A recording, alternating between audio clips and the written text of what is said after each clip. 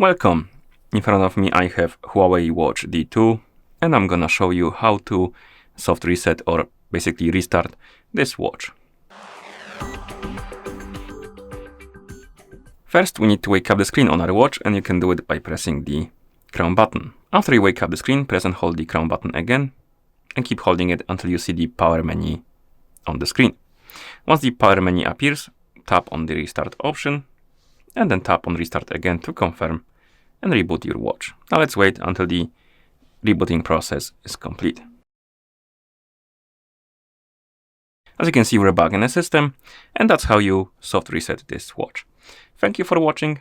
If you found this video helpful, please consider subscribing to our channel and leaving a like on the video.